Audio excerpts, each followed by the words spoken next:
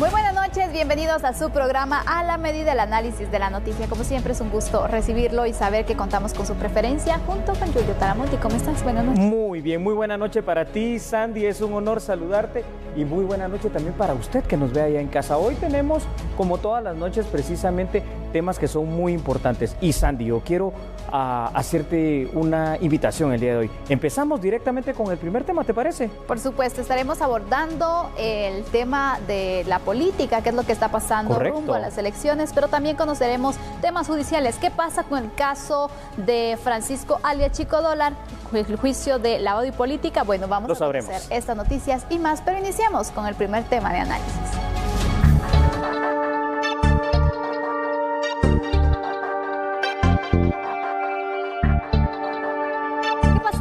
La Fiscalía Especial contra la Impunidad presentó algunas solicitudes.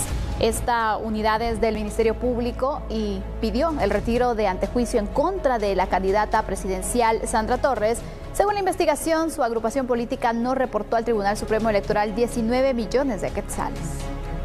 La Fiscalía Especial contra la Impunidad del Ministerio Público presentó en el Departamento de Gestión Penal en el primer nivel de la Torre de Tribunales una solicitud de retiro de inmunidad de la candidata a la presidencia Sandra Torres Casanova.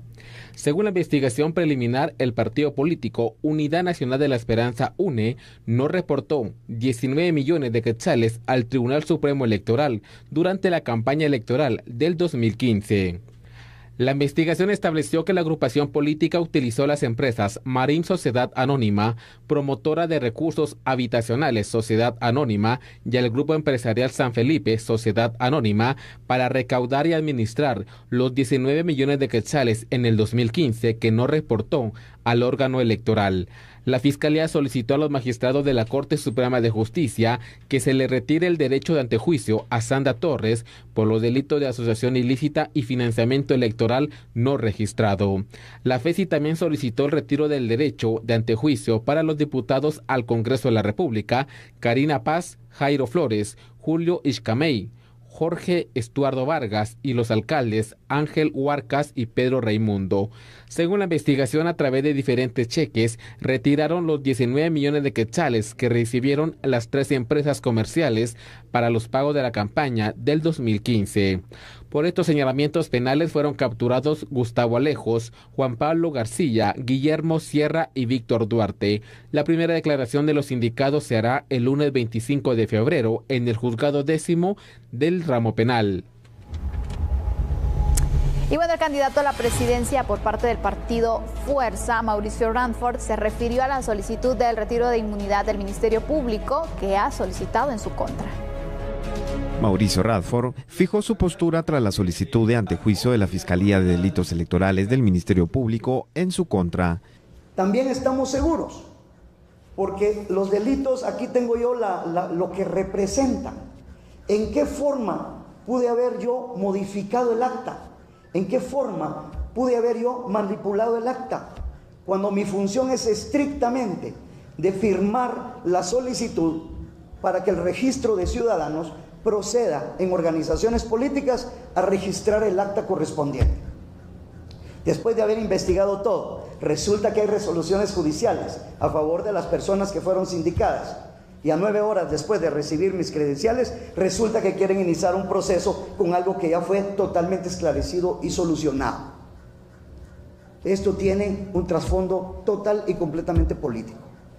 Por lo mismo, yo sí le exijo, porque es parte de su responsabilidad, a la señora fiscal que tenga bien hacer esa revisión. Y estoy seguro que inmediatamente va a poder conocer, porque es doctora en Derecho, que esto no procede. El proceso de Mauricio Radford continuará en la Corte Suprema de Justicia y los magistrados que integran esa instancia determinarán si procede o no la solicitud presentada por el Ministerio Público. Mientras tanto, el presidente del Tribunal Supremo Electoral, Mario Aguilar Elizardi, se refirió a las solicitudes de antejuicio en contra de los 2 candidatos a la presidencia que le hemos expuesto.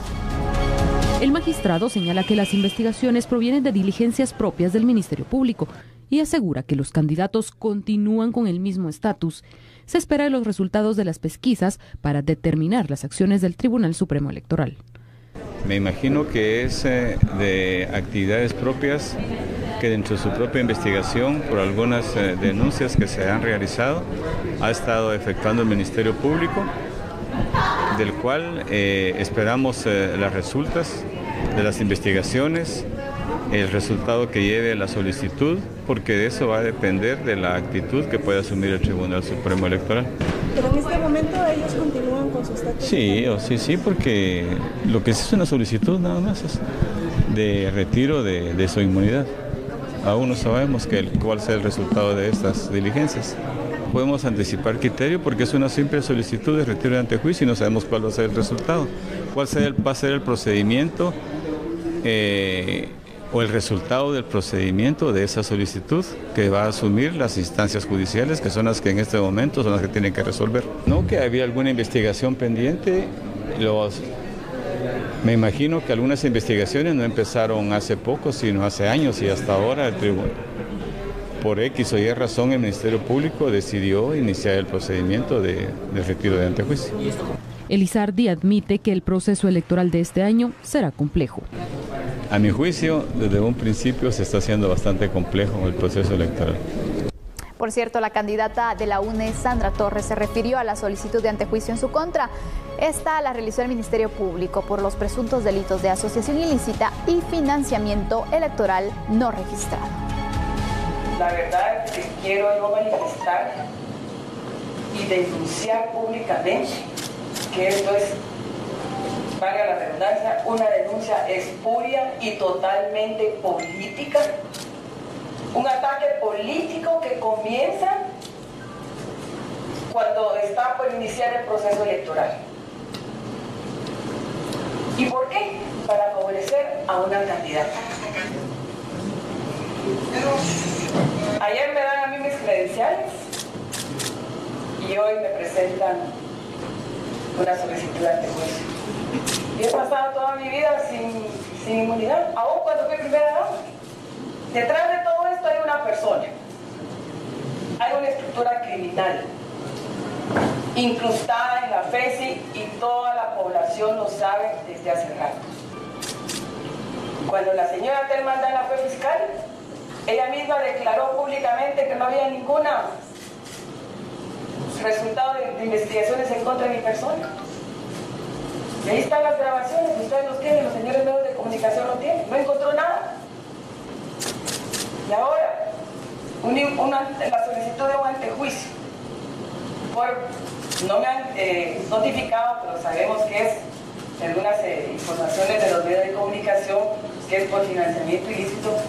Yo no era la secretaria general, señores, no era la representante legal. Entonces, lo más curioso de todo esto es eso. Entonces, vemos en el fondo una intención política manipulada.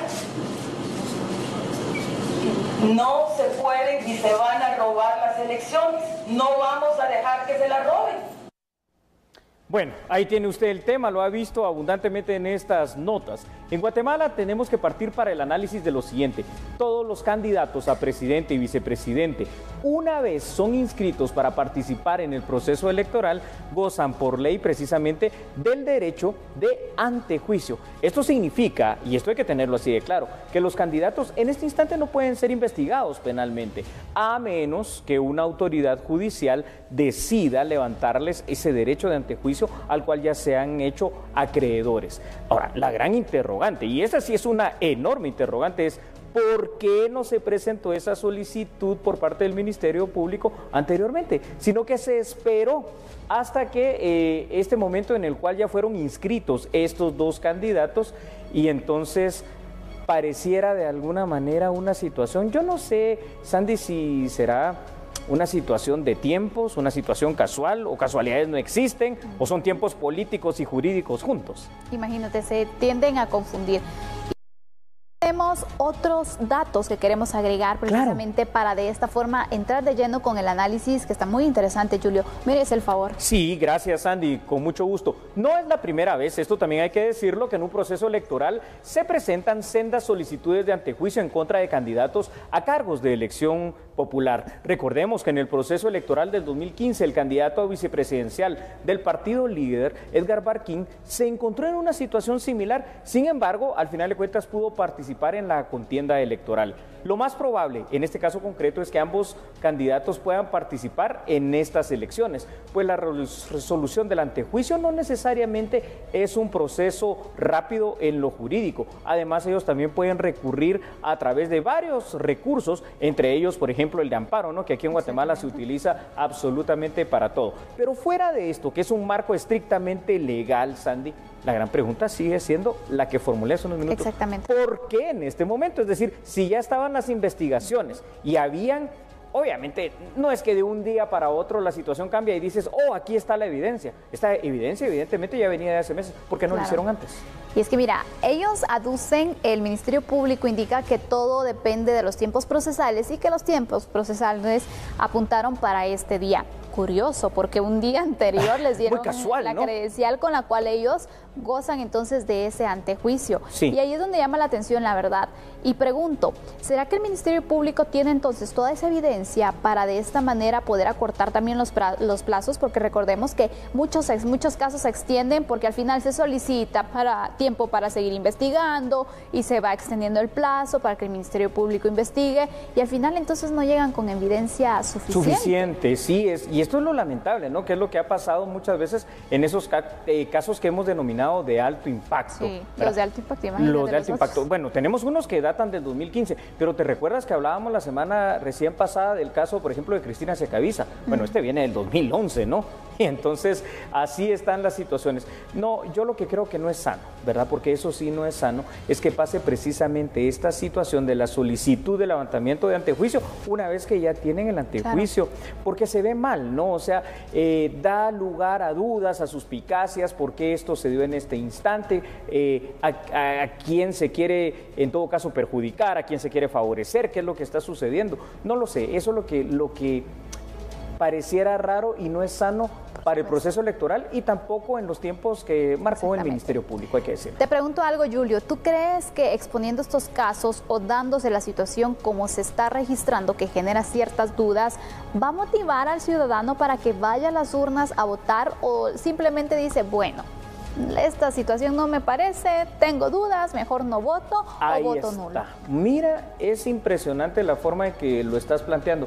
Yo creo que no va a afectar en motivar o desmotivar en cuanto a que se voten por las distintas opciones políticas. Lo que sí va a pasar, creo yo, cada vez más, y ese es un riesgo muy latente, Sandy, es que el ciudadano guatemalteco diga, bueno, ante esta situación, ¿te recuerdas cómo lo definíamos ayer, una lotería electoral? ¿Sabe qué? Yo mejor no me presento a las urnas a votar. Esto sí es grave. Esto es muy delicado, porque al final de cuentas es un ejercicio democrático al cual tenemos derecho, pero también obligación cada 4 años. Si se supone que el poder está delegado en el pueblo, esta es la forma en que ese pueblo, apto para votar, pues emite su juicio político a través del voto. Pero si no hay un incentivo, si no hay información, si no hay claridad, yo creo que puede haber un gran riesgo, y lo voy a decir desde ahora, si quieren miremos la fecha, puede ser que un gran ganador termine siendo o el abstencionismo o el voto nulo. Por supuesto, y la verdad que llama la atención porque no decimos que nada y ni estamos en contra de que se investiguen los hechos o las sospechas. No, eso está en este caso, por supuesto. Pero imagínate, en el caso de un partido, el Partido Fuerza, tuvieron desde el 2016 para investigar. Correcto. En el caso de la UNE, desde el año pasado. Entonces, ¿qué tanto tiempo necesitaron y qué casualidad? Entonces, en el momento en que se presentó, ¿qué daño se puede hacer, no? ¿Qué daño se puede hacer? Nos quedamos con esa conclusión, Sandy, terminamos así este primer análisis. Volvemos en un momento, somos a la medida. Ya volvemos.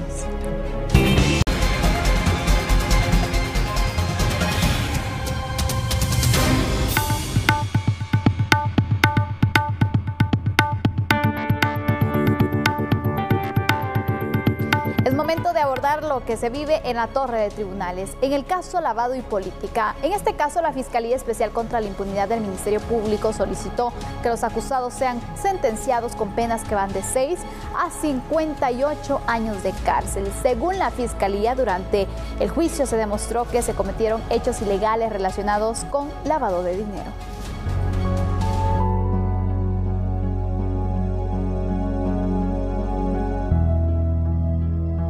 Según la Fiscalía Especial, durante el juicio se demostró con las evidencias que los acusados y acusadas conformaron una organización criminal que ilegalmente retiró de Guatemala a varios países aproximadamente 800 millones de quetzales a través de transferencias bancarias sospechosas.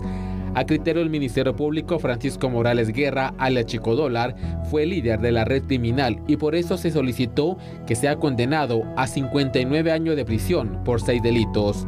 10 años de prisión más una multa de 75,000 quetzales. Por el delito de financiamiento electoral ilícito, 12 años de prisión. Por el delito de falsificación de documentos privados, 3 años de prisión.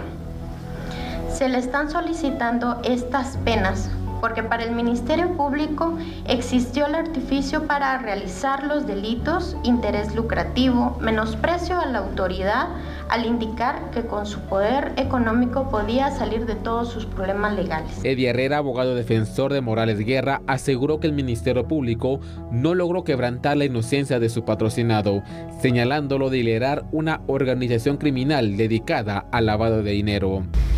Puedo enseñarles que él en esta hoja él me plasmó su firma. Mire, Ricky, esta es mi firma. Por eso aparece aquí atrás de una de estas hojitas su firma. Y sin tener esa pericia puedo asegurar.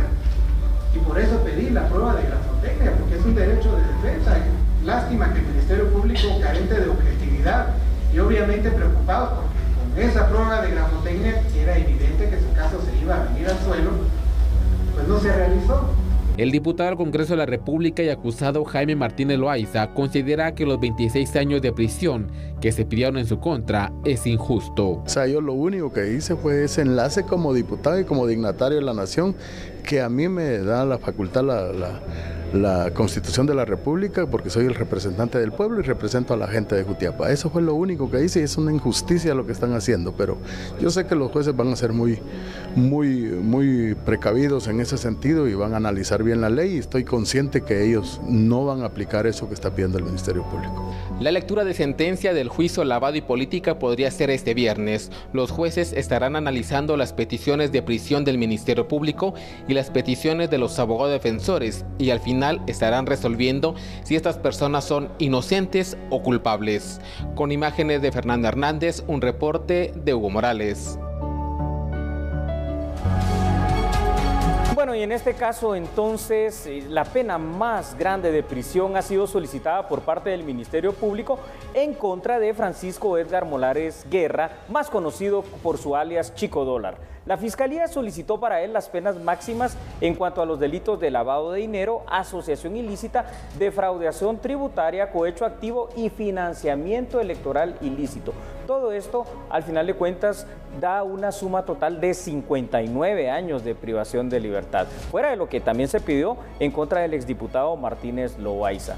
Aparte, se tendrán que imponer unas multas, en todo caso, por lo menos lo que solicitó la parte acusadora, que es el Ministerio Público, fueron de casi 115 millones de quetzales por el tema del delito de lavado de dinero y otra suma también de 20 millones adicionales por el delito de defraudación tributaria. Ese es el panorama. Ahorita lo que nosotros acabamos de ver en las imágenes de la medida, Sandy, precisamente son esos alegatos finales tanto del Ministerio Público como la defensa.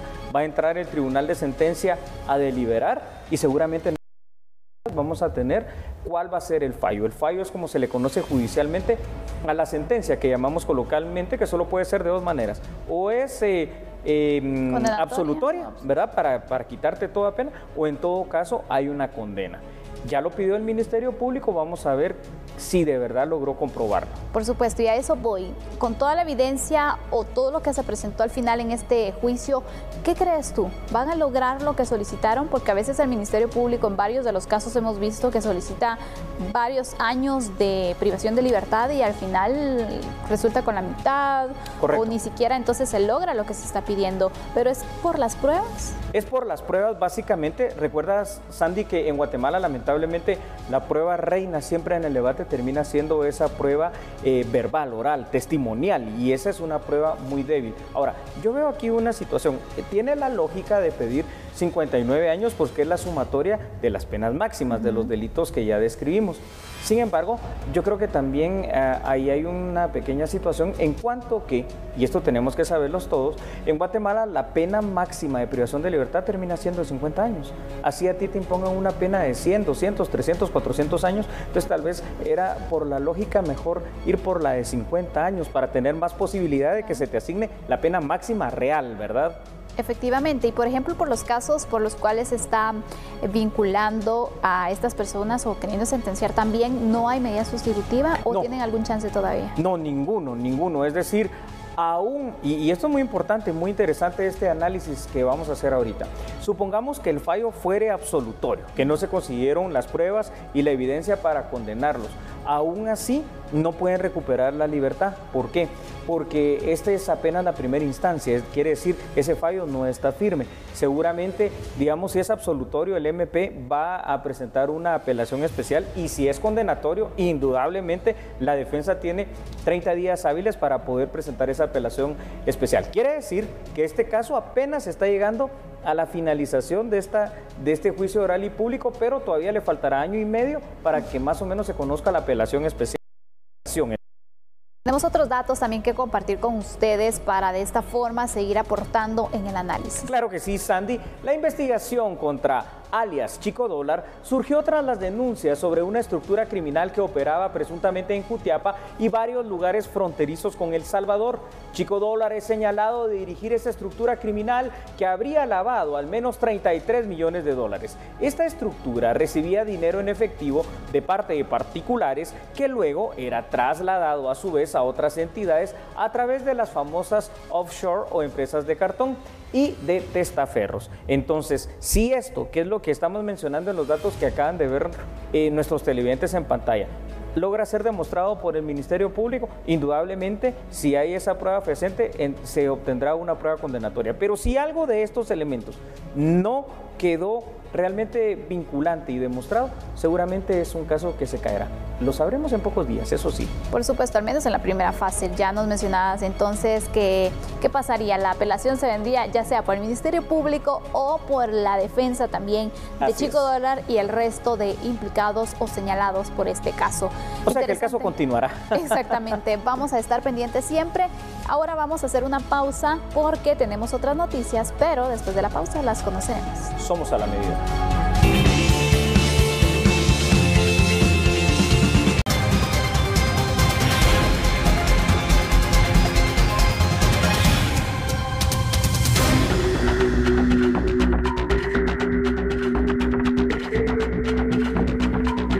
Es momento de nuestro último análisis. La pediatra Mónica Asensio se encuentra luchando por su vida luego de ser atacada a balazos en el parqueo del hospital de Zacapa. La doctora Mónica Dayana Asensio, de 37 años de edad, fue trasladada desde el Hospital Regional de Zacapa hacia un hospital privado de la ciudad capital la tarde del martes, luego del ataque armado en su contra. Según indica el ministro de Salud Pública, están dando seguimiento y apoyo a la trabajadora de la salud y precisó que el estado de la doctora pediatra es delicado, pero hasta el momento se encuentra estable. Y básicamente estamos nosotros dándoles apoyo. Anoche nos pidieron, por ejemplo, si le podíamos dar sangre, y nosotros vamos en apresto a darle sangre, por supuesto, lo que ella necesite. Le habían bajado las plaquetas, el día de ayer la volvieron a intervenir, le hicieron otra exploración abdominal, le encontraron un problema en uno de los uréteres, que es lo que llevan la orina a la vejiga, y se lo repararon.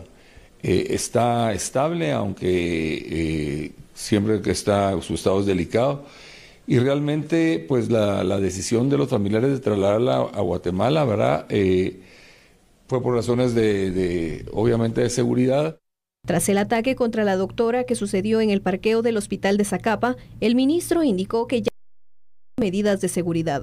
Hablé con el director del hospital y ellos requirieron la presencia de la Policía Nacional Civil, donde tienen 2 elementos, 4 elementos del ejército que van a estar presentes todo el tiempo allá en el hospital de Zacapa, y vamos a tener que ver que se cierren los hospitales, ¿verdad? Ustedes han visto cómo ha estado el Hospital Roosevelt y San Juan de Dios, que parecen fortalezas, ¿verdad? Con anillos de seguridad, cerradas con muros, cerradas las puertas. El ministro dijo que están analizando colocar anillos de seguridad similares a los de los hospitales Roosevelt y San Juan de Dios.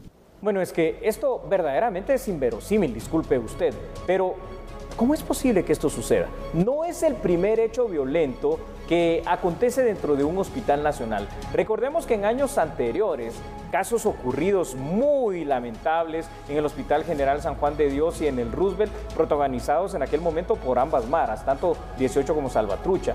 Además, se está investigando por parte del Ministerio Público y la Policía Nacional Civil a la persona, bueno, por lo menos a una de las personas que es responsable como autor material de este hecho, que la pronta acción de las fuerzas de seguridad permitió la localización y captura de este ciudadano hondureño, ¿verdad?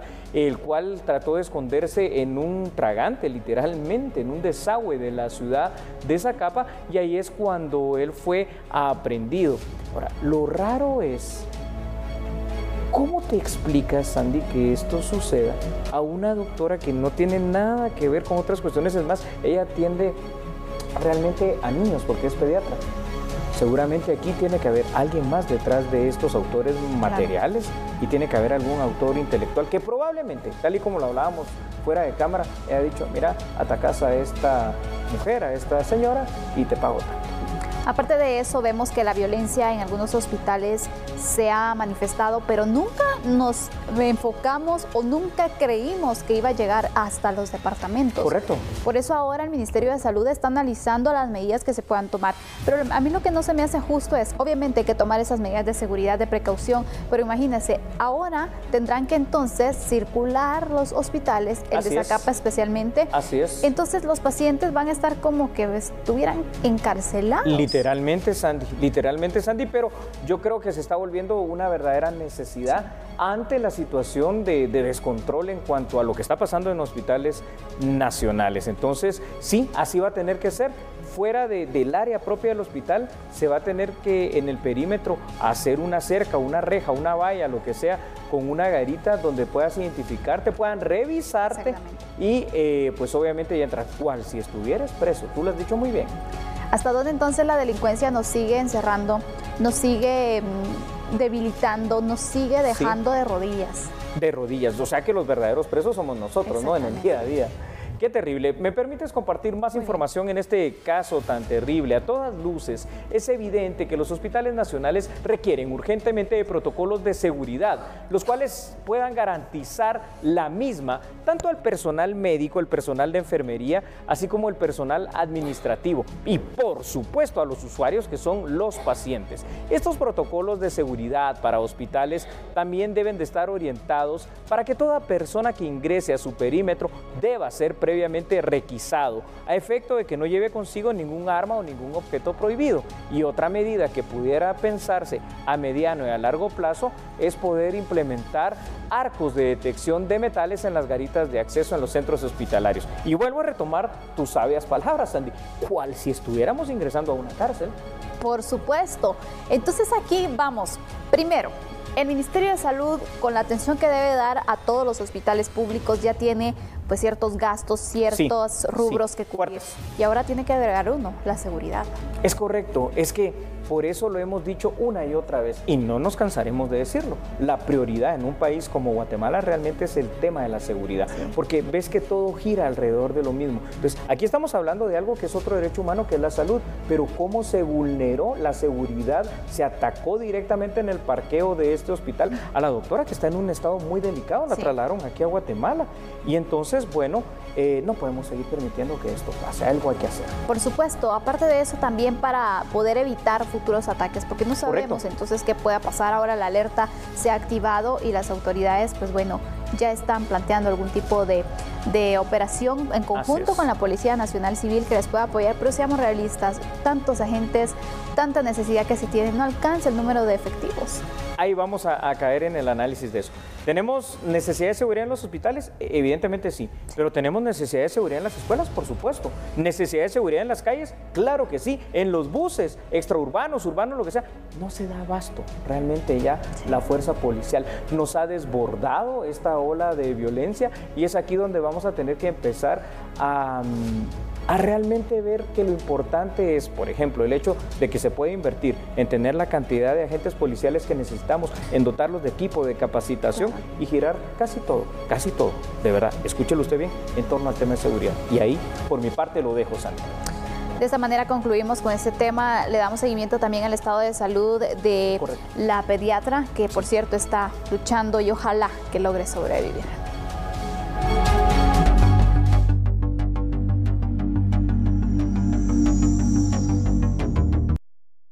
En las noticias de Torre de Tribunales, el exministro de Cultura y Deportes, Carlos Batzin, vinculado al caso cooptación del Estado, solicitó al juez de mayor riesgo, Miguel Ángel Gálvez, beneficiarlo con un arresto domiciliario por quebrantos de salud.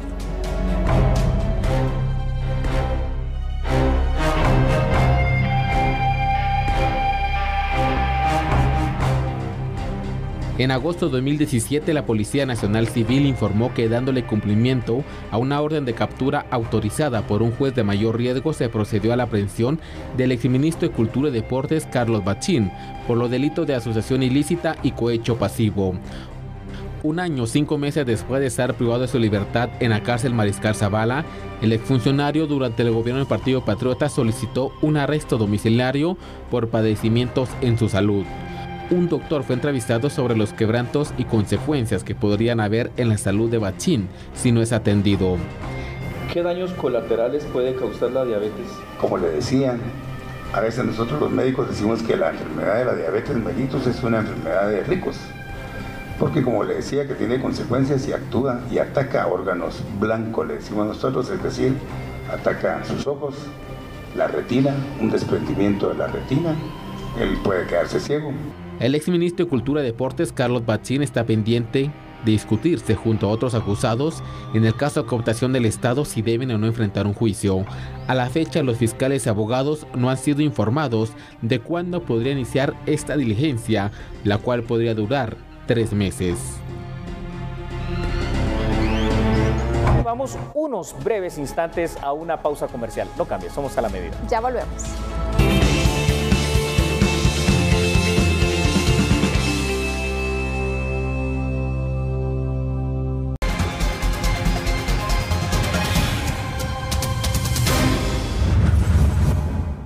Agradecemos por su sintonía. El reporte de necropsias asociadas a hechos violentos de enero fue presentado por el INACIF y revela un descenso significativo en comparación al mismo mes durante el año pasado. El reporte de enero registra 415 muertes violentas, principalmente por heridas por arma de fuego, asfixia por suspensión, arma blanca y asfixia por estrangulación. En comparación al mismo periodo del año pasado, se nota una reducción de 54 casos.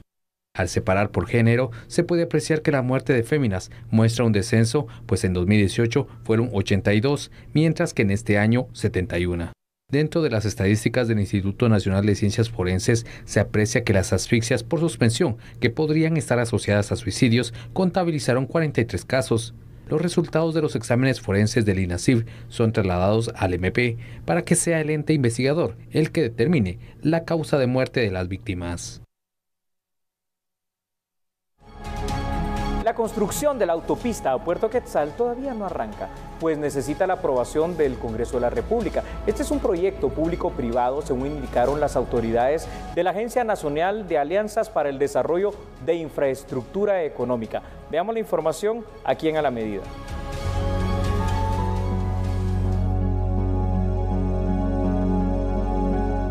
Autoridades de ANADIA indican que la aprobación del proyecto sería una señal positiva de inversión y daría luz verde para la continuidad de las otras iniciativas que se han programado, como lo es el Metroriel. Ahora la discusión está en manos del Congreso de la República y es por ello la importancia de poder tener esa primera aprobación del proyecto de la primera iniciativa de alianza público-privada en el Congreso. Y estamos a la espera que eso suceda en el Congreso de la República, ya que en la medida que la aprobación en el Congreso se dé, así va a ser en la misma medida que podamos avanzar en el resto de proyectos. Sería no adecuado y no responsable de poder avanzar a nuevos procesos de licitación si tenemos un primer proyecto que no ha sido aprobado por el Congreso de la República.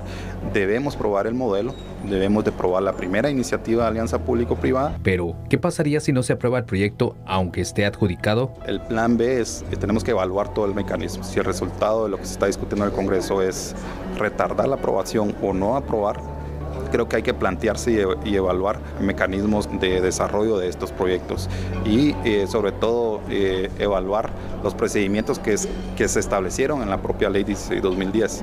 Resultaría con mucho riesgo el antecedente de un primer proyecto no aprobado, se podría decir, en el Congreso, lanzarse a una nueva licitación. La construcción del tramo carretero de peaje de 40 kilómetros de longitud tendría un costo de $80 millones y sería financiado por la empresa a la que le fue adjudicada la obra. Se contempla que facilitaría el paso de 14,000 vehículos diarios con conexión del área metropolitana a Puerto Quetzal.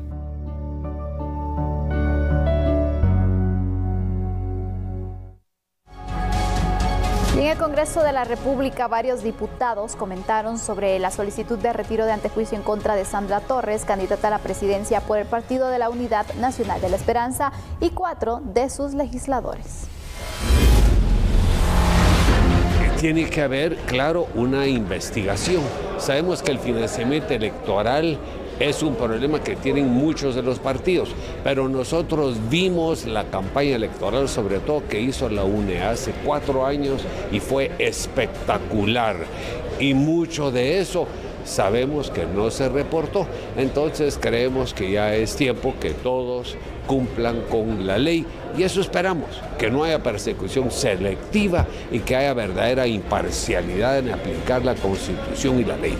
Nosotros somos respetuosos de la ley, debe haber un imperio de ley, se deben de cumplir el debido proceso.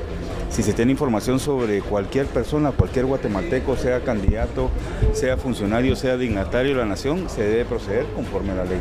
Vamos a estar vigilantes del proceso y que verdaderamente se cumpla eso. El debido proceso, que prevalezca la justicia y que prevalezca realmente el respeto a las organizaciones y a la ley. Media vez todos los procesos administrativos que está realizando el Ministerio Público están totalmente apegados al derecho, al debido proceso. Creo que tiene su justificación. Nadie es superior a la ley. Y obviamente se ha visto, yo creo que es muy tardío para estar haciendo y reaccionando ahorita, ya cuando hay una convocatoria a elecciones, cuando muy bien pudieron haberlo hecho mucho antes. Muchísimas gracias por la sintonía. Lo esperamos mañana en punto de las 21 horas. Que descanse. Feliz noche. Buenas noches.